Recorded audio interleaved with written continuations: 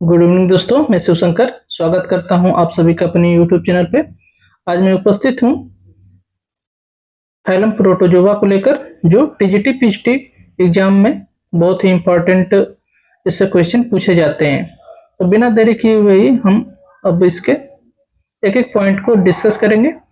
और आप भी जो है पेन कलम लेकर बैठ जाइए, और जैसे मैंने आप नोट बनाया है आप भी नोट कर सकते हैं। और कमेंट्स और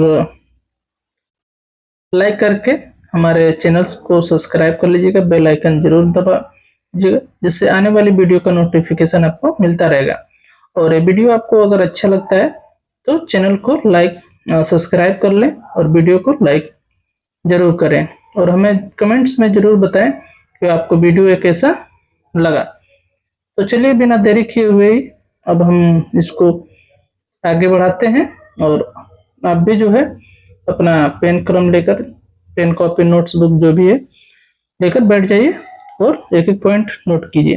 ठीक है, जैसे कि देख सकते हैं number of species protozoa phylum का जो स्पीसीज है तो लगभग 50,000 जो है स्पीसीज इसके अभी तक रिकॉर्ड किए हैं, और जिसकी संख्या भी लगातार बढ़ती ही जाएगी जब हम इसके और डिटेल में स्टडी करेंगे।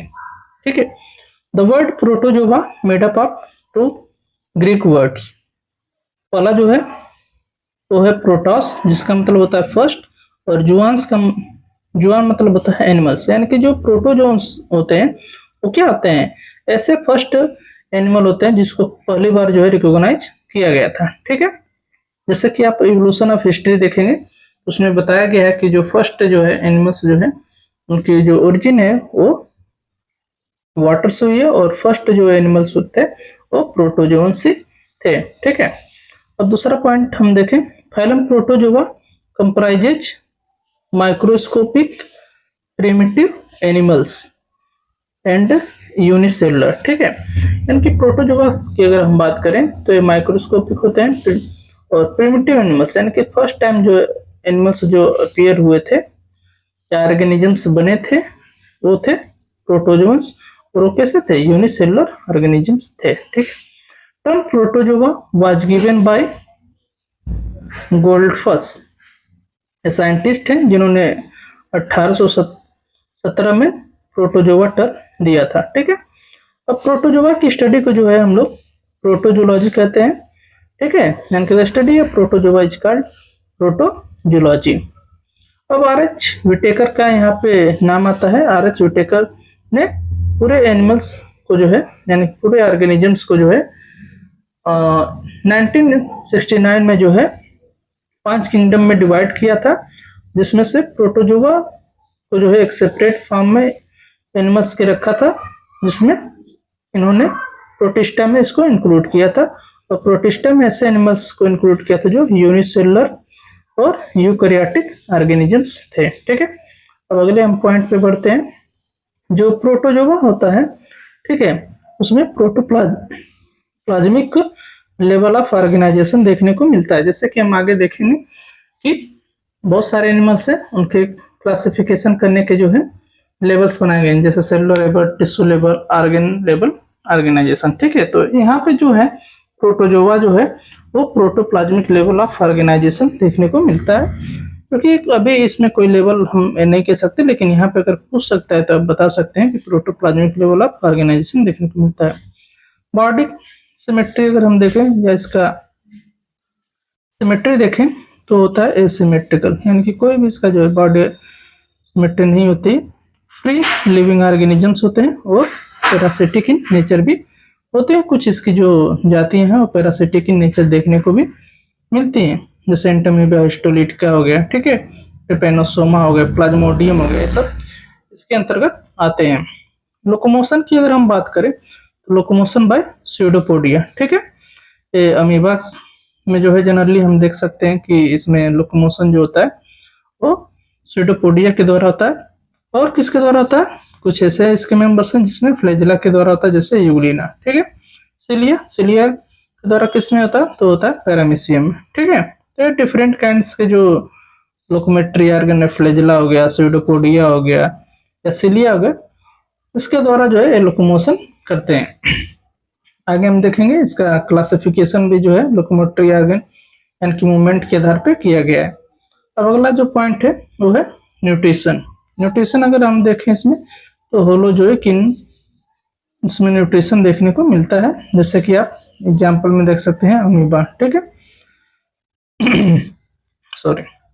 अगला जो पॉइंट है वो है होलोफाइटिक, यानी कि न्यूट्रिशन के ही हम टाइप में अगर हम बात करें तो होलोजोइक जो है देखने को मिलता है अमीबा में, और होलोफाइटिक न्यूट्रिशन हमको देखने को मिलता है यूग्लिना में। तो ये आप जरूर याद रखें। सेप्रोजोइक न्यूट्रिशन या सेप्रोफाइटिक न्यूट्रिशन जो है हमको मस्टिकोफोरा में देखने को मिलता है, जिसमें आप देखेंगे आगे चल के कि कौन कौन से मेंबर जो है मस्टिकोफोरा में आते हैं। ठीक है, अब इसके हम ऑस्मो रेगुलेशन की बात करें तो ऑस्मो रेगुलेशन मीन्स क्या होता है कि इसके बॉडी में जब एक्सेस वाटर जो है क्या होता है भर जाता है, तो उसको जो है रेगुलेट करने के लिए जो है एक ऑर्गन पाया जाता है जिसको हम लोग कंट्रैक्टाइल वैक्यूल कहते हैं। तो इसमें जो ऑस्मो रेगुलेशन होता है वो किसके द्वारा होता है, तो कंट्रैक्टाइल वैक्यूल के द्वारा देखने को मिलता है। ठीक है, गैसेस एक्सचेंज की बात करें या एक्सक्रीशन की हम बात करें तो गैसेस एक्सचेंज जो होता है बाय डिफ्यूजन के द्वारा होता है, और इसका जो जितने भी इसमें मेंबर्स हैं उसमें नाइट्रोजनस जो वेस्ट होता है वो अमोनिया होता है। ठीक है, अब आगे हम पॉइंट की तरफ बढ़ते हैं। अगला जो पॉइंट है इसका, कुछ जो इसके मेंबर्स होते हैं वो बायोलुमिनेसेंस लुमिनेसेंट ऑर्गन्स इसमें प्रेजेंट होते हैं, तो क्या करते हैं लाइट प्रोड्यूस करते हैं। ठीक है, जैसे कि नॉक्टिलुका। ठीक है, ये आप याद रखिएगा कि नॉक्टिकुला जो है वो प्रोटोजोआ एनिमल का मेंबर है जो क्या करता है लाइट इमिट करता है। ठीक है, अगर हम इसमें रिप्रोडक्शन की बात करें तो रिप्रोडक्शन जो है वो एसेक्सुअल मेथड के द्वारा और सेक्सुअल मेथड के द्वारा इसमें देखने को मिलता है। अब एसेक्सुअल मेथड देखें हम किसके द्वारा और किसमें होता है, तो एसेक्सुअल मेथड जो है बाय फॉलोइंग मेथड के द्वारा होता है, जैसे बाइनरी फिजन। बाइनरी फिजन में भी दो टाइप्स होते हैं, एक होता है आपका सिंपल बाइनरी फिजन और दूसरा होता है ट्रांसवर्स बाइनरी फिजन। ठीक है, तो सिंपल बाइनरी फिजन हम देखें तो अमीबा में होता है या पाया जाता है। ट्रांसवर्स बाइनरी फिजन की अगर हम बात करें तो पैरामीशियम में पाया जाता है, और लॉन्गिट्यूडनल बाइनरी फिजन की हम बात करें तो ट्रिपेनोसोमा और यूग्लिना में देखने को मिलता है। ठीक है, मल्टीपल बाइनरी फिजन की अगर हम बात करें तो प्लाज्मोडियम में देखने को मिलता है। तो अब ये बाइनरी फिजन्स जो है यानी कि जो फिजन्स है इसके कई मेथड है, जिसमें मैंने बताया आपको बाइनरी फिजन तो इसमें अमीबा में देखने को मिलता है, ट्रांसवर्स बाइनरी फिजन तो पैरामीशियम में, तो लॉन्गिट्यूडनल बाइनरी फिजन किसमें होगा वो ट्रिपेनोसोमा में और यूग्लिना में देखने को मिलता है, और वहीं पे मल्टीपल फिजन की बात करें तो प्लाज्मोडियम में देखने को मिलता है।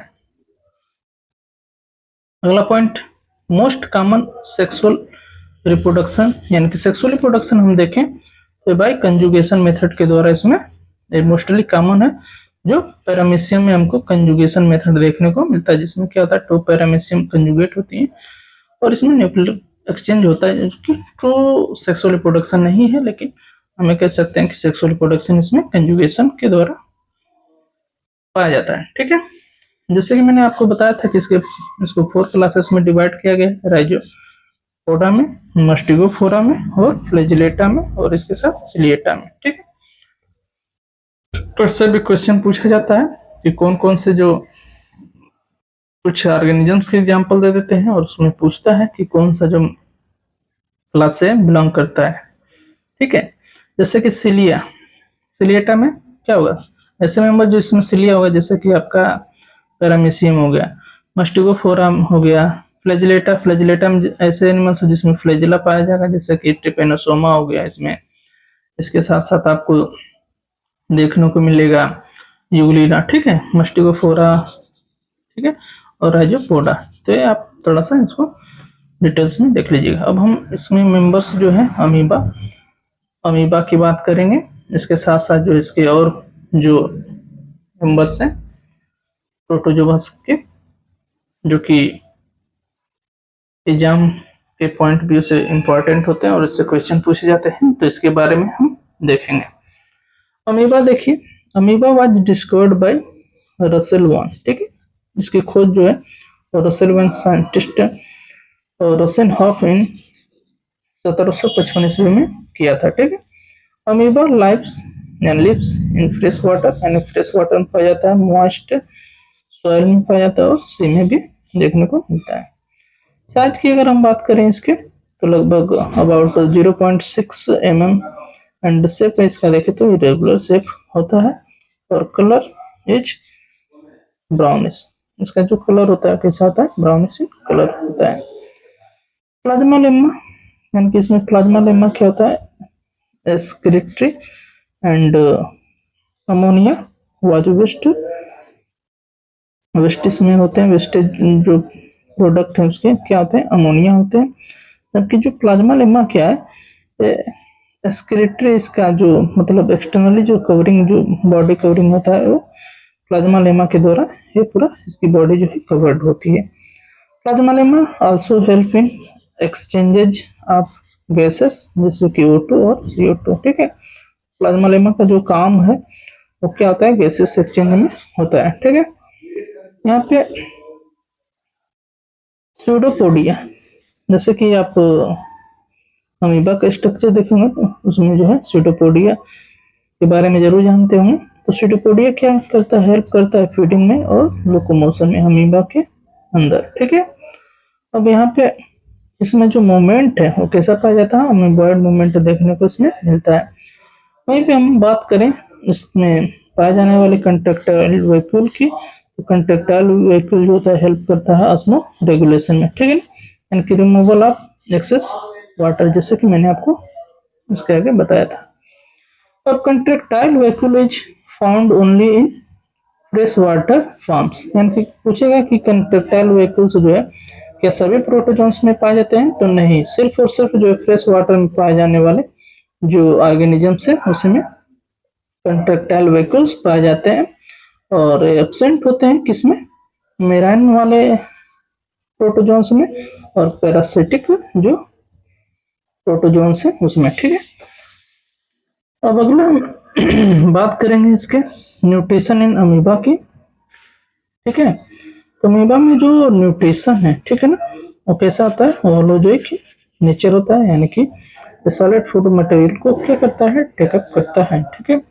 इसका फूड देखें अमीबा का तो क्या होता है, बैक्टीरिया होते हैं, डायटम्स होते हैं और स्मॉल प्रोटोजोन्स एंड एल्गी होते हैं। जैसे कि फ्रेश वाटर में पाया जाता है तो वहाँ पे बैक्टीरिया, डायटम्स और स्मॉल जो प्रोटोजोन्स होते हैं और एल्गी होते हैं उनको हिट करता है।